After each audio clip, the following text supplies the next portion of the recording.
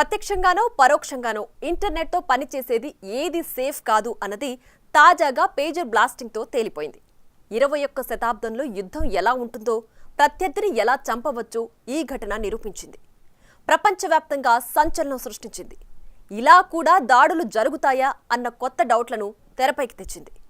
ఇక ముందు తీసుకోవాల్సిన జాగ్రత్తలపై మరింత అలర్ట్ చేసింది. ఇప్పుడు ఎలక్ట్రిక్ వాహనాలు చాలా వస్తున్నాయి. అందులో తరచూ కాలిపోతున్నవి మన కళ్ల ముందే కనిపిస్తున్నాయి. వాటి ద్వారా ప్రాణాలు కోల్పోతున్న వారు ఉంటున్నారు. సో సాఫ్ట్వేర్, హార్డ్వేర్ రెండూ సేఫ్టీ కాకుండా పోతున్నాయి.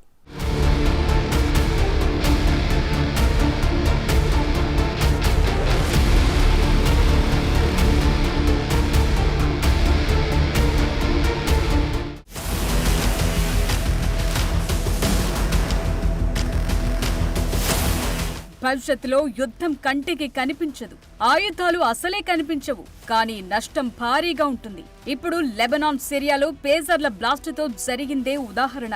ప్రత్యర్థిని టార్గెట్ చేయటం ఈ ఇంటర్నెట్ యుగంలో అన్ని రకాలుగా సులువైపోయింది. కాకపోతే ఇది కాస్త కొత్తదైన దాడి. 2004లో నాటి భారత ఆర్మీ చీఫ్ గా పనిచేసిన పద్మనాభన్ సైనికులు యుద్ధ ట్యాంకులు కాకుండా అదృశ్య ఆయుధాలతో యుద్ధాలు జరుగుతాయని ఊహించారు. అన్నట్టుగానే ఇప్పుడు చేతిలో ఉన్న పేజర్లు పేలటం చూస్తుంటే అదే నిజమైంది కూడా. ఎదురెదురుగా వచ్చి బాంబులు పేల్చక్కర్లేదు, తుపాకులతో కాల్చనవసరం లేదు. ఏ డివైస్ నైనా రిమోట్ గా హ్యాక్ చేసి టార్గెట్ ను పేల్చేయొచ్చన్నది నిజమని తేలింది.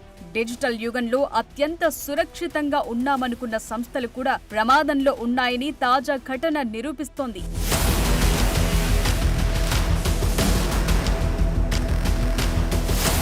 కమ్యూనికేషన్ కోడ్ ను హైజాక్ చేయటం ద్వారా ఒక ప్రత్యర్థి నెట్వర్క్ లోకి చొరబడటం, ప్రతి ఒక్క పేజర్ ను వన్ టైమ్ లో కంట్రోల్ చేసి పేల్చేశారు.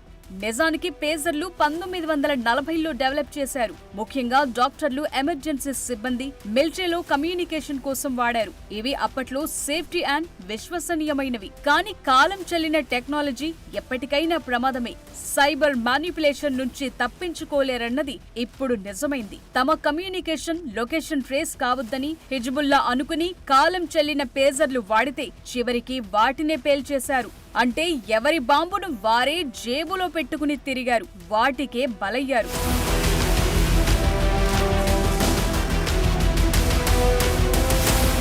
పేజర్లో ఈ పార్టులో 10 గ్రాముల దాకా హై ఎక్స్ప్లోజివ్ మెటీరియల్ పెట్టి ఉంటారని అనుమానిస్తున్నారు. మాల్వేర్ ను రిమోట్ గా ట్రిగర్ చేయటం లేదా ముందుగా ప్రోగ్రామ్ చేసిన టైమర్లు యాక్టివేట్ చేసి పేల్చేయటం జరిగుంటాయని అనుమానిస్తున్నారు. ఈ పేజర్లు పేలటానికి కొన్ని క్షణాల ముందు మెసేజ్లు రిసీవ్ చేసుకున్నాయి, ఆ వెంటనే పేలాయి. నిజానికి మనం వాడే మొబైల్ ఫోన్లైనా, ల్యాప్టాప్లైనా, ఇతర ఎలక్ట్రానిక్ డివైజ్ల మాదిరిగానే పేజర్లలోనూ రీఛార్జబుల్ లిథియం అయాన్ బ్యాటరీలే ఉన్నాయి. బ్యాటరీలు పేలినప్పుడు, మంటలు అంటుకున్నప్పుడు 590 డిగ్రీల సెల్సియస్ దాకా వేడిని రిలీజ్ చేస్తుంది. అందులో లిథియం మోతాదును బట్టి మండుతుంది.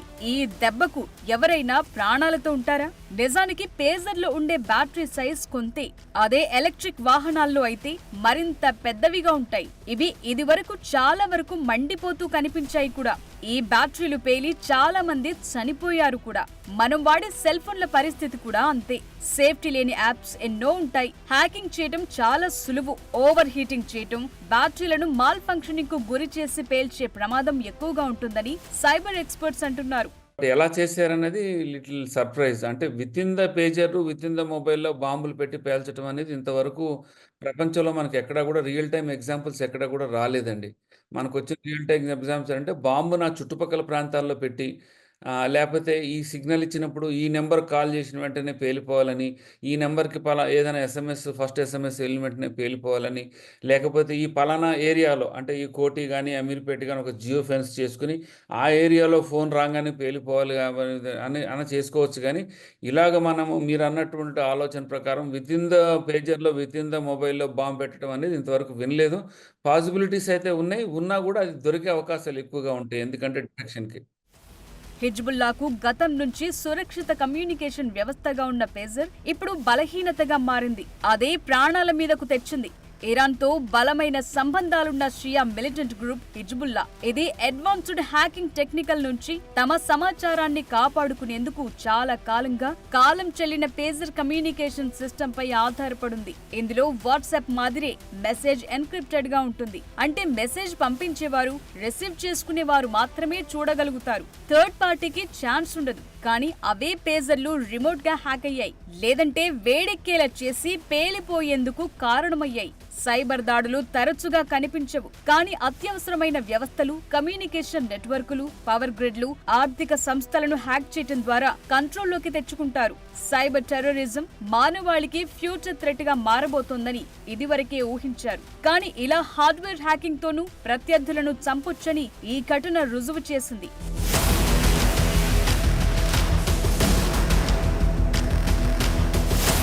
సైబర్ టెర్రరిస్టులు తమ టార్గెట్ రీచ్ అయ్యేందుకు ఇంటర్నెట్ ను వాడుకుని వర్చువల్ గా వర్క్ చేస్తారు. సైబర్ దాడులతో ప్రభుత్వ, ప్రైవేట్ వ్యవస్థలను హ్యాక్ చేయటం, కీలకమైన మౌలిక సదుపాయాలకు తీవ్ర అంతరాయాన్ని కలిగించటం, సోషల్ మీడియా ద్వారా దుష్ప్రచారం చేయటం, ప్రజల్లో భయాందోళనలు సృష్టించటం ఇవే టార్గెట్స్. కానీ దేశాల మధ్య యుద్ధాల్లోనూ వీటిని వాడుతుండటమే సమస్యలను పెంచుతోంది. నిజానికి చాలా మంది గుండె సంబంధ జబ్బులున్నవారు గుండె లోపల పేస్ మేకర్లను అమర్చుకుంటారు. అవి బయట నుంచి ఇచ్చే సిగ్నల్స్ ఆధారంగా గుండె పనిచేసేందుకు కారణమవుతుంటాయి. అవే ఇంటర్నెట్ ద్వారా కనెక్ట్ అవుతాయి. డాక్టర్లు, ఆరోగ్య సిబ్బంది ఎక్కడి నుంచైనా వాడటానికి వీలుంటుంది.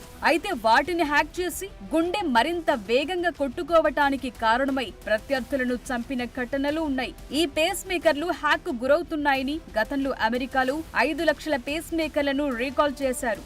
సో ఇంటర్నెట్ ద్వారా పనిచేసేది ఏది సేఫ్ కాదు అన్నది ఇప్పటికే తేలిపోయిన విషయం. ఫస్ట్ సిగ్నల్ జామర్స్ అండి. సిగ్నల్ జామర్ చేసుకుంటే 99% రేడియో ఫ్రీక్వెన్సీ కానీ, సెల్యులార్ సిగ్నల్స్ కానీ, వైఫై సిగ్నల్స్ అన్నీ కూడా జామ్ అయిపోతాయండి. రెండోది ఏంటంటే ఎలక్ట్రానిక్ మ్యాగ్నెటిక్ కౌంటర్ మెజర్స్ తీసుకోవాలి. అంటే న్యూట్రలైజ్ చేసుకోవటానికి మొబైల్ ఫోన్స్ కానీ కంప్లీట్గా ఆన్ కూడా కాదనమాట.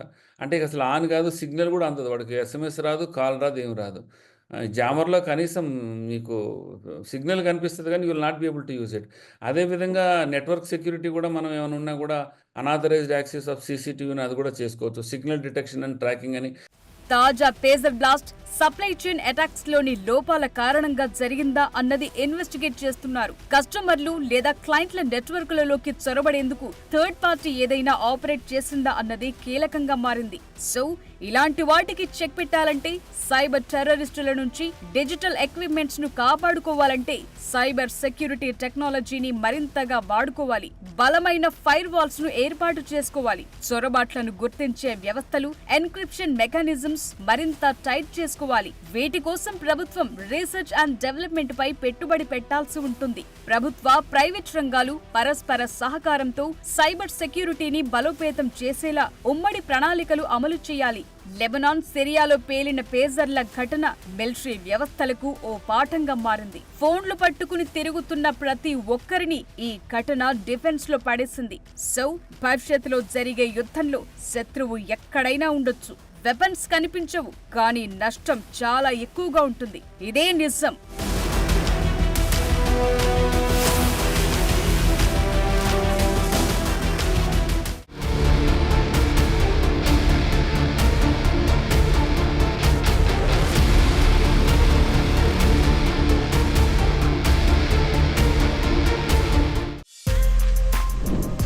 For more videos like this, subscribe Big TV channel.